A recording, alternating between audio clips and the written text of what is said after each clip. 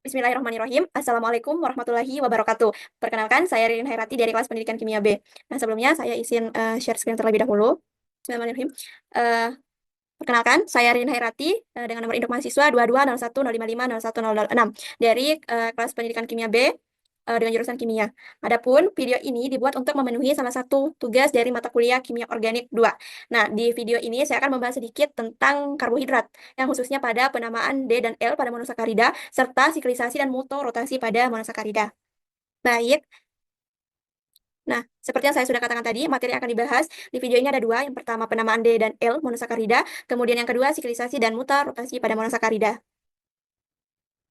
Nah, berbicara tentang penamaan D dan L monosakarida, penamaan D dan L ini bermula dari Fischer. Nah, mungkin Fischer sudah kita kenal, apalagi kita sudah sangat sering menggambar proyeksi Fischer. Nah, Fischer ini seorang ahli kimia Jerman yang menciptakan sistem untuk menggambarkan struktur molekul karbohidrat.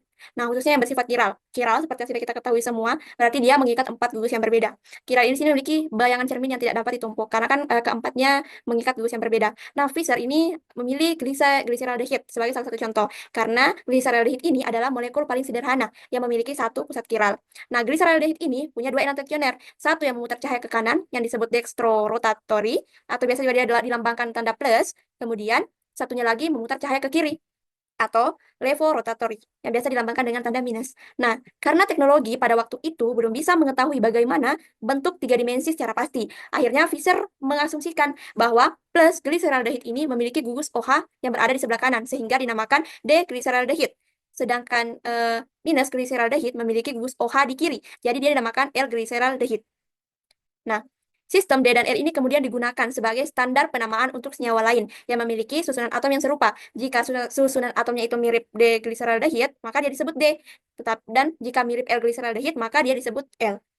Namun, penting untuk diingat, D dan L ini sebenarnya tidak menunjukkan arah putaran cahaya. Tapi kebetulan saja gliseraldehid itu menunjukkan arah putaran cahaya. Tapi sebenarnya secara umum, D dan L ini tidak menunjukkan arah putaran cahaya. Jadi, senyawa D belum tentu memutar cahaya ke kanan. Dan senyawa L belum tentu memutar cahaya ke kiri. Ini. Nah, untuk aturan penentuan D dan L ini, kita bisa melihat empat ini. Yang pertama itu gugus aldehid atau ketonnya. Jadi kita harus memperhatikan dulu gugus fungsi aldehid atau keton yang ada pada strukturnya. Kemudian lihat atom C kiralnya. Lihat berapa banyak atom C kiral dan lihat atom karbon kiral yang paling jauh dari gugus aldehid atau keton. Jadi kita harus melihat dulu atom C kiralnya di mana. Kemudian lihat atom karbon kiral yang paling jauh dari gugus aldehid atau ketonnya. Kemudian jika gugus OH-nya di karbon itu mengarah ke kanan, maka dia disebut D. Jadi ini gugus OH yang ada pada karbon kiral yang paling jauh dari aldehid atau keton. Jadi jika gugus OH-nya di sebelah kanan, maka dia disebut D atau distro. Dan jika gugus OH-nya berada di sebelah kiri atau mengarah ke kiri, maka dia disebut L atau levo. Nah, ini contohnya untuk penentuan D dan L. Seperti yang pertama tadi, kita harus lihat dulu atom karbon kiral yang paling jauh dari gugus aldehid atau keton. Nah, di sini, ini kan satu. Dan yang paling jauh itu yang mana? Yang ini kan? Nah, dari kita lihat di mana letak gugus OH-nya. Yang ini di sebelah kanan, sedangkan yang ini di sebelah kiri. Nah, jika gugus OH di kanan, maka disebut D. Sedangkan jika gugus OH-nya mengarah di kiri, maka dia disebut L. Untuk materi siklisasi dan mutorotasi monosakarida. Sebenarnya siklisasi monosakarida itu apa? Nah, siklisasi monosakarida itu atau siklisasi ini adalah proses pembentukan struktur cincin atau siklik dari monosakarida yang semulanya berbentuk rantai lurus. Nah, jadi siklisasi itu proses pembentukan struktur cincin dari yang berbentuk rantai lurus seperti ini menjadi berbentuk siklik seperti ini. Nah, bagaimana proses siklisasi itu terjadi? Nah, kita lihat contohnya ini ada D-glukosa. Kenapa tadi D? Karena gugus OH terjauhnya ada di sebelah kanan. Betul. Nah, gugus contohnya ini glukosa. Bagaimana kita melihat proses siklisasinya? Jadi, gugus OH pada karbon kelima, kita bisa lihat yang mana karbon kelima ya. Di sini sudah ada tanda penomorannya. Jadi, dari kita menghitung dari sini 1, 2, 3, 4, dan 5. Jadi, gugus OH, gugus karbon yang gugus karbon kelima yang ini, dan kita perhatikan gugus OH pada karbon kelima. Nah, gugus OH pada karbon kelima ini akan menyerang gugus aldehida atau keton yang ada di karbon nomor 1. Jadi, dia akan menyerang gugus aldehid yang ada di karbon nomor 1.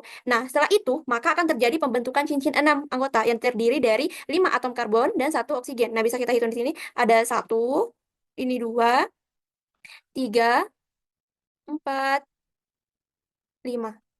Jadi ada 5 atom karbon dan 1 atom oksigen.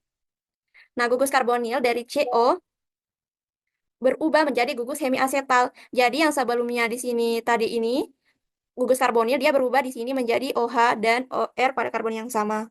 monosakarida. Nah, mutorotasi ini adalah perubahan spontan rotasi optik suatu larutan monosakarida akibat pergeseran keseimbangan antara bentuk anomer alfa dan anomer beta dari gula tersebut. Nah, proses mutorotasi ini terjadi saat monosakarida seperti glukosa dalam bentuk siklik mengalami perubahan antara dua bentuk anomer alfa dan beta melalui bentuk rantai lurus. Nah, langkah-langkahnya secara sederhana yang pertama itu terjadi pembukaan cincin. Jadi dari sebelumnya siklik dia mengalami pembukaan cincin. Kemudian perputaran rotasi sekitar karbon anamerik, lalu penutupan cincin, dan yang terakhir keseimbangan dari rotasi optik. Ya, dalam penugasan mata kuliah ini ada 3 pertanyaan yang akan kita jawab terkait materi tentang penamaan D dan L monosakarida serta siklisasi dan mutorotasi pada monosakarida ini.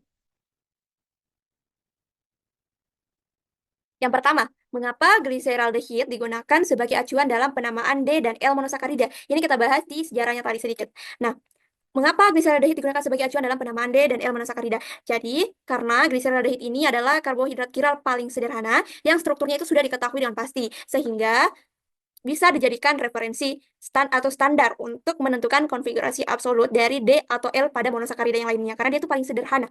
Kemudian, yang kedua, mengapa monosakarida itu lebih stabil dalam bentuk siklik dibandingkan bentuk rantai terbuka?